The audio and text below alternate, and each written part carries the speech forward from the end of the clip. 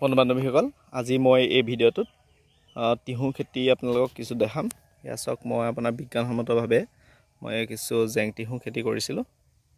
ইয়া এতিয়া আপোনাৰ তিহুখিনি আপোনাৰ প্ৰায় কলিহা আৰম্ভ কৰিছে। আপোনালোকে চাওক কি ধৰণে তিহু খেতিবোৰ কৰা হৈছে। আপোনালোকে দেখিছে ইয়াতে মই প্ৰায় 200 জোপামান তিহু কৰিছোঁ। আপোনালোকক দেখাই আছোঁ। এতিয়া বৰ্তমান কলি আহিব আৰম্ভ কৰিছে। ইয়া চাওক এইটো আপোনাৰ মই ইয়াত যিটো সিড ব্যৱহাৰ কৰিছোঁ এটো হয় মালিনী হয়। জাতটোৰ নাম মালিনী বুলি ক'লে আপোনালোকে মাৰ্কেটত এই জাতটো পাব। খুব সুন্দৰ হয় এই জাতটো। খুব তলৰ পৰা ইয়াৰ কলি অহা দেখিবলৈ পোৱা যায়। কিন্তু এইটো চাওক এই তিহুৰ কেইটামান বেমাৰ আছে। এই যিটো দেখিছেনে এইটো এনেকুৱা ধৰণৰ পোক দেখিছে পৰি আছে। এই ধৰণৰ পোকৰ দ্বাৰা খুব আক্ৰান্ত হয়। ই পাতটো খুব খাই দিয়ে। এই পোকটোৰ কাৰণে খুব অকমান দিগদাৰ হয়। এই পোকটো মাৰিবৰ কাৰণে আপোনালোকে ইয়াত পাৰফেক্ট স্প্ৰে কৰিব পাৰে বা ৰগৰ স্প্ৰে কৰিব পাৰে। মই এই সৰুতে বেছিকৈ পোকটোৰ আক্ৰমণ হয় এনেধৰণে পাতবোৰ খাই দিয়া। যিটো এই কীটনাশকবোৰ আমাৰ স্বাস্থ্যৰ পক্ষে বৰ এটা ভাল নহয়, সেইবাবে মই ইমান বেছিকৈ ইয়াক ব্যৱহাৰ কৰা নাই। সৰুতে মই খুব পাতলীয়া ধৰণে 2-এবাৰ স্প্ৰে কৰিছোঁ। এতিয়া মই ইমান স্প্ৰে কৰা নাই। বৰ্তমান পাত যিহেতু যথেষ্ট হৈছে, গতিকে সিহঁতে খাইছে যদিও ইমান বেছিকৈ খাই আদায় কৰিব পৰা নাই। ইয়াত দেখিছে। আৰু ইয়াত মই কি ধৰণে জেংটো দিছোঁ আপোনালোকে চাওক। মই ইয়াতে এই ধৰণে বাঁহৰ খুঁটি পুতি লৈছোঁ আৰু তাত আপোনালোকে চাওক এনেকুৱা ধৰণৰ এই প্লাষ্টিকৰ যিটো ৰছী হয় এই ৰছীটো মই দিছোঁ। আৰু প্ৰত্যেকজোপা তিহুৰ পোনে পোনে এটা এটা এনেকৈ খুঁটি মই পুতি দিছোঁ। ঠিক সেইধৰণে ইয়াৰ যিখিনি বগাবৰ কাৰণে জেগা প্ৰস্তুত কৰি দিয়া হৈছে। এনেকৈ কৰিলে মানে যথেষ্ট কম খৰচ হয়। এনে ধৰক আপোনাৰ জেং যদি দিয়া যায় তেতিয়াহ'লে আপোনাৰ জেঙত যথেষ্ট খৰচ পৰে। আৰু লগতে এনেকুৱা হয় যদি জেং দি দিয়া যায় আপোনাৰ ইয়াৰ মাজত ভালদৰে সোমাব নোৱাৰি। কেতিয়াবা ইয়াত মেডিচিন স্প্ৰে কৰিব লগা হয় বা ধৰক যিকোনো ধৰণৰ হৰমন ইত্যাদি স্প্ৰে কৰিব লগা হ'লে আপোনাৰ চকুত জেংবোৰ লাগি যোৱাৰ সম্ভাৱনা থাকে, সোমাব খুব দিগদাৰ হয়। কিন্তু এই ধৰণে মই ইয়াত চব ৰছী দি পিনি এই চিষ্টেমতে এনেকৈ বাঁহৰ খুঁটি পুতি পেলাই মই দিছোঁ। ইয়াত আকৌ এইফালৰ খলি দুটাত অকণমান বেলেগ ধৰণে দিছোঁ। ইয়াতে কি কৰিছোঁ, এটা তিনিটা কামি জইন কৰি 3জোপা মাজত এনেকৈ বান্ধি দিছোঁ আৰু তাত ৰছী পকাই দিয়া হৈছে। আৰু এই ৰছীবিলাকত আপোনালোকে চাওক খুব সুন্দৰভাৱে এই তিহুখিনি বগাই যায়। অৱশ্যে কেতিয়াবা ইহঁতে বগাব নিবিচাৰিলে এডাল প্লাষ্টিকৰ মিহি সূতা লৈ পেলাই বান্ধি দিব পাৰি, তেনেধৰণেও কৰিব পৰা যায়। এই ধৰণে যদি আপোনালোকে তিহু খেতি কৰে যথেষ্ট পৰিমাণে লাভান্বিত হ'ব পাৰে আপোনালোকে। ইয়াৰ চাওক আৰু এই জাতটো এটা বৈশিষ্ট্য হৈছে কি ইহঁত একেবাৰে খুব কম বয়সতে ইহঁতৰ কলি অহা দেখিবলৈ পোৱা যায়। ইয়াৰ আপোনালোকে চাওক একদম মাটিৰ পৰাই কলি লাগি যায়। ইয়াৰ চাওক একেবাৰে গছৰ গুৰিৰ পৰা ইয়াৰ কলি লাগে, খুব ভাল হয়। আৰু ইয়াত সাৰো ইমান বিশেষ প্ৰয়োজন নহয়। তথাপিতো মই ইয়াত আপোনাৰ এইখিনিত মোৰ প্ৰায় আপোনালোকক মই যিমানটো কেমেৰাই কভাৰ কৰিছে ইয়ালৈকে সৰ্বমুঠ আপোনাৰ এনে 100টামান পইণ্ট আছে। কিন্তু এটা পইণ্টত মই দুজোপাকৈ দিছোঁ, মানে সৰ্বমুঠ 200 জোপামান গছ আছে।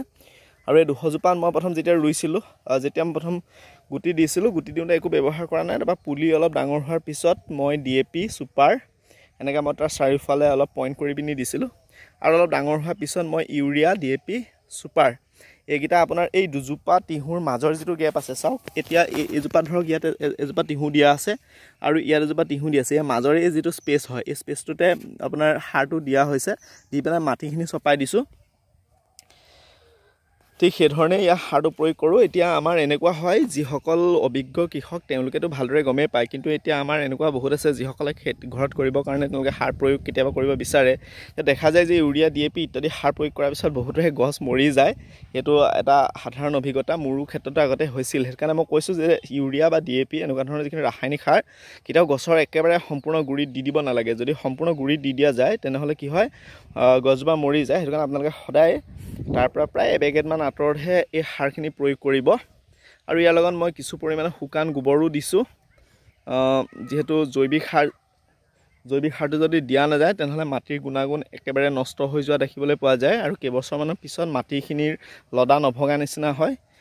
গতিকে ৰাসায়নিক পদাৰ্থখিনিয়ে যিহেতু মাটিত থকা যিখিনি আমাৰ প্ৰয়োজনীয় অণুজীৱ বা বেক্টেৰিয়া ইত্যাদি থাকে, যিখিনি প্ৰয়োজনীয় এই বেক্টেৰিয়াখিনিকো মাৰি পেলাই, সেইবাবে তাৰ সমান্তৰালভাৱে জৈৱিক সাৰ প্ৰয়োগ কৰাটোৰ ওপৰত আপোনালোকে গুৰুত্ব দিব। আৰু এতিয়া যেতিয়া আপোনাৰ গছটোৰ যেতিয়া ফুল অহা আৰম্ভ কৰে তেতিয়া আপোনালোকে এটা হৰমন আপোনালোকে স্প্ৰে কৰিব পাৰে। মই মহাফল হৰমনটো ইয়াত স্প্ৰে কৰিছোঁ।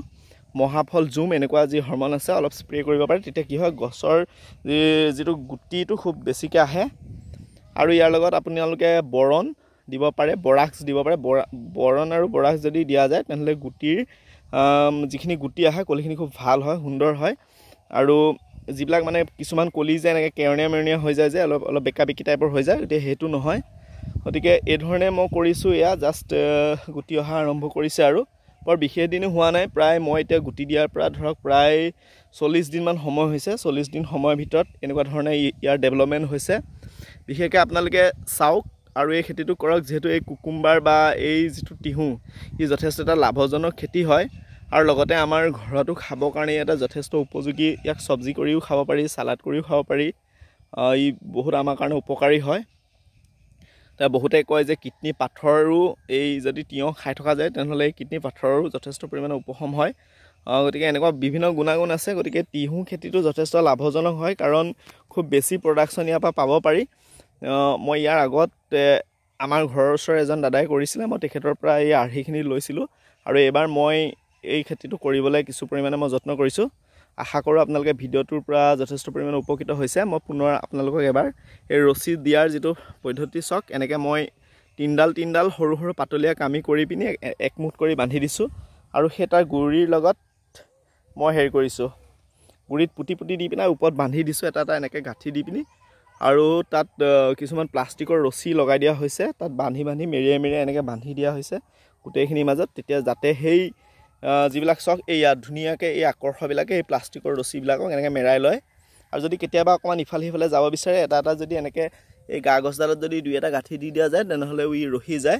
গতিকে জেঙতকৈ ই যথেষ্ট লাভজনক হয়। মই ইয়াৰ আগৰ এটা ভিডিঅ'ত জাতিলাওত কিদৰে মই ৰছী দি পিনি প্ৰস্তুত কৰিছিলোঁ, জাতিলাও হেণ্ডালি আপোনালোকক দেখাইছিলোঁ। এতিয়া আজি মই এই খেতিটো আপোনালোকৰ লগত মোৰ যি অভিজ্ঞতা আপোনালোকৰ লগত শ্বেয়াৰ কৰিলোঁ। নিশ্চয় আপোনালোকৰ ভাল লাগিছে।